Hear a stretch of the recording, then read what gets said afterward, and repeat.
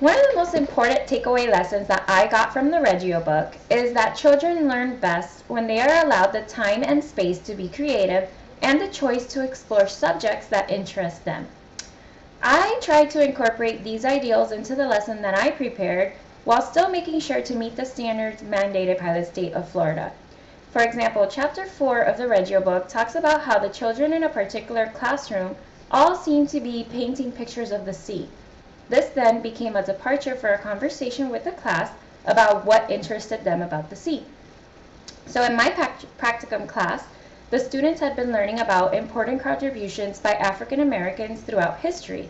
From separate conversations that I had had with the kids at lunch and during different small group activities, I realized that many of them were very into music. Some of them asked me what my favorite song was. They would talk to each other about current pop artists and if they had heard this or that song on the radio.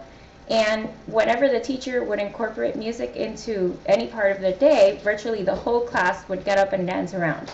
So I took these two themes and put them together, the African American history theme and music, and that is how my unit on the Harlem Renaissance was born. I knew that they would enjoy listening, learning about, and even dancing to the music from that time. And after learning about the music, I thought that they could then learn about the art and the poetry of that time too.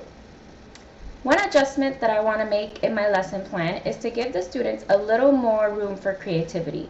Although the assignments I have set up for them are regarding the creative arts, I look back and notice that there are very specific things that I am requiring of the students. In other words, I have more product art-like activities than I do have process art activities. And I would like to change that in order to give them more creative freedom.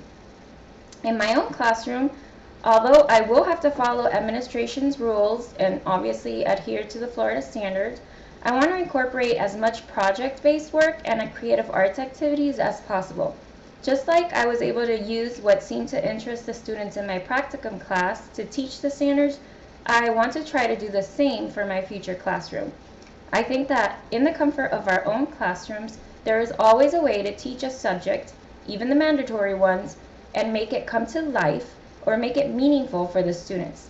There are also plenty of opportunities like intervention time and time that's scheduled for morning work and even small group time that could be used for the purpose of working on ongoing projects that will hopefully tie in with the core subjects.